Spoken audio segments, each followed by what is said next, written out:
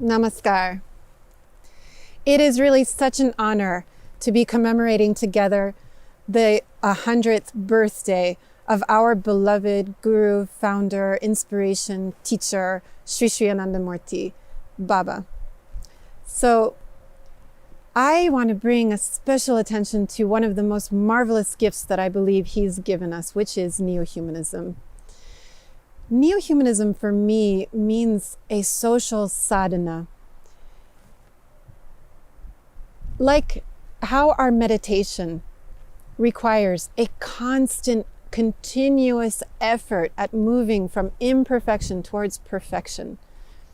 I believe the same is true of Neohumanism. It is a social sadhana. It is something that we apply at the level of society.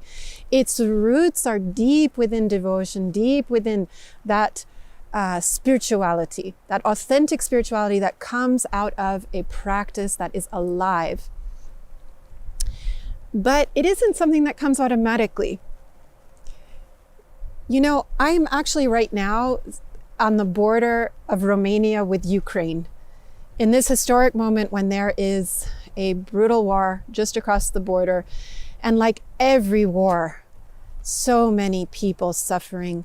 I see every day the refugees coming across that have seen their lives just torn apart by a conflict that really they did not create.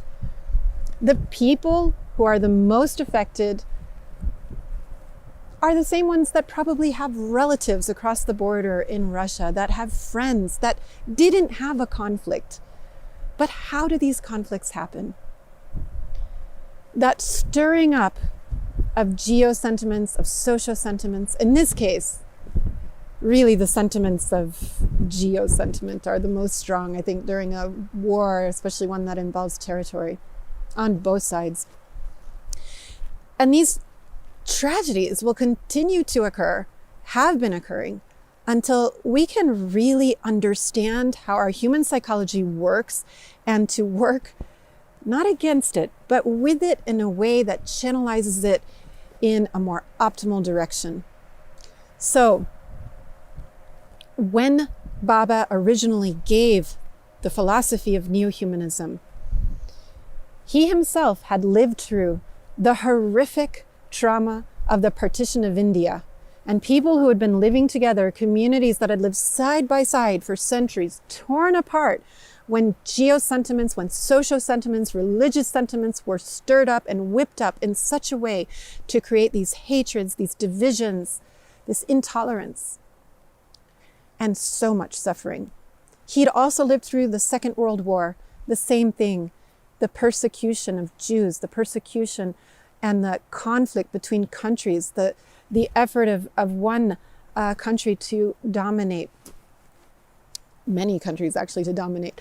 So all of these things, he spent time giving us an analysis that was really based on a deep understanding of how our human psychology works, not just on a personal level, the way that layers of the mind or other types of models we have for looking at how the human mind works, the chakras, biopsychology. No, he gave us a social analysis of how societies are working and how each and every individual, how we are plugged into that, and how our responsibility is to both understand those sentiments, understand how they're operating. We cannot, geo-sentiments are not something that happens just to people who are unevolved. No, we all have them. They are deeply embedded in our identity. We grow up with them. We're not conscious of them. It's often the water that the fish is swimming in. The fish is not aware that it's wet. We'd have to go out of the water to feel that it's wet. So this wetness, this geo-sentiment that we're all swimming in, that we have grown up in, we're often not aware of it unless we have the opportunity to live outside of our culture. That can sometimes make us a lot more aware of the specific things unique to our geo-sentiments, our social sentiments. So it's an effort to free our mind from these influences. And the key, he gives us two really, really important basic ways of doing this. One is through rationalistic analysis to really, emotions, we know that our emotions tend to override our rationality. That's what emotions do. They're powerful, they're motivating, but they're not so rational. Sentiment is more than just a passing emotion. Sentiment is something that's become ingrained in us, that's been repeated, a regular way of feeling. Geosentiments arise just from the beauty of the earth itself and our attachment to our land, to our people, to the sense. What makes these things so powerful? Why is geosentiment and social sentiment so deeply embedded in us? Because it's embedded in basic human needs that we have. There's the need for a sense of home, for shelter. That's geosentiment. And it exists on different levels. And there is also the need for the sense of belonging, for community, for support, for connection, for love, for belonging. All of this is social sentiment. Both of these are so deeply part of our identities. So we're not going to get rid of them. We cannot erase them. What we can do is to take that power and to expand it.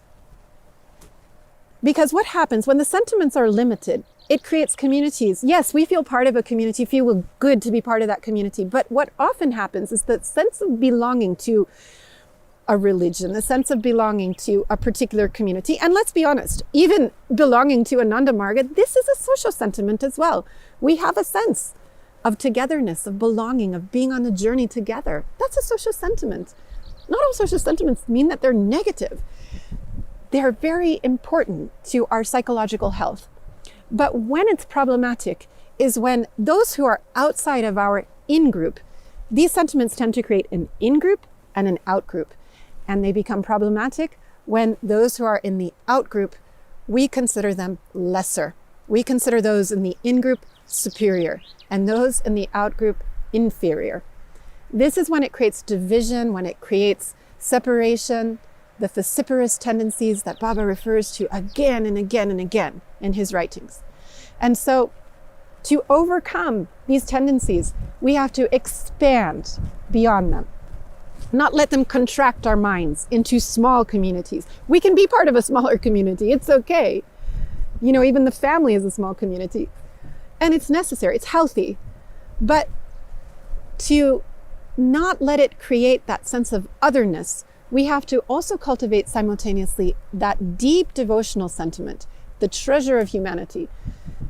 So this treasure of humanity, expanding that devotional sentiment to truly feel that every being is like me.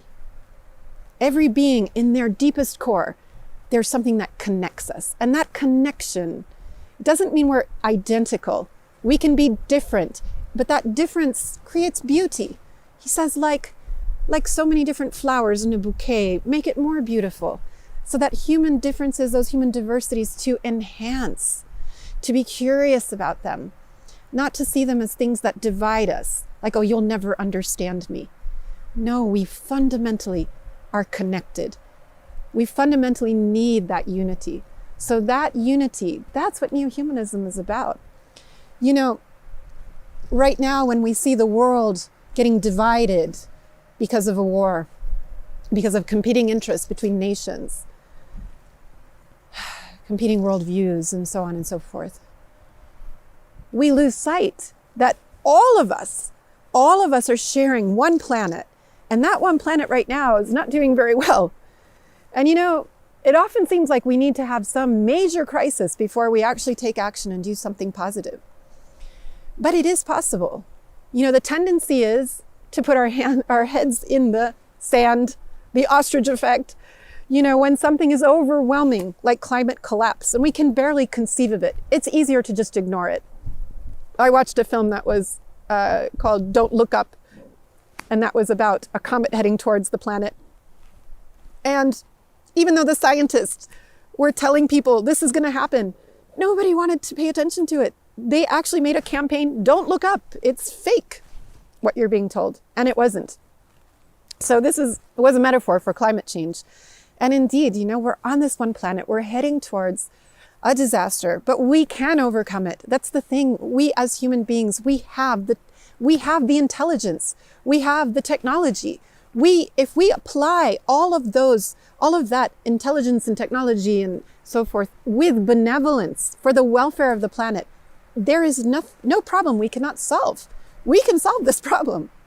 But what we have to be able to overcome is greed, is limitation, are these sentiments that divide us, and the sentiments that human beings, have a right to just exploit the planet.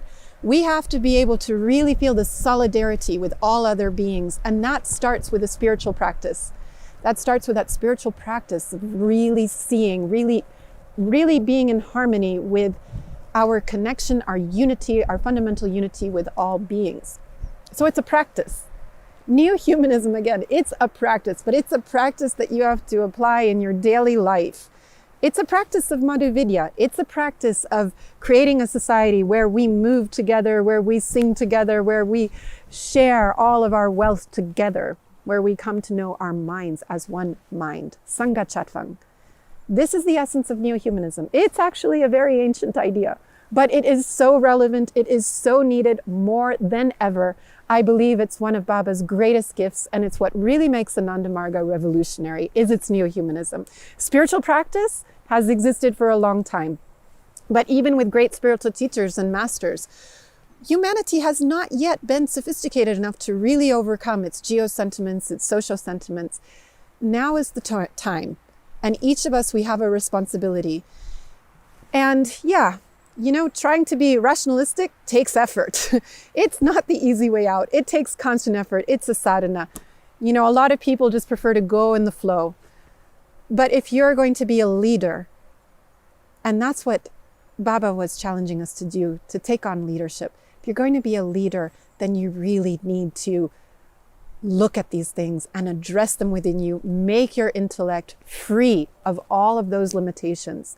Really be honest with yourself. Really look at them. Don't take it for granted. Neohumanism is an effort. It's a continuous social sadhana. But we can do it, and we must do it. The world is waiting for us. We must bring more unity to this planet, and we must help all beings to be able to enjoy their right to survive. Namaskar.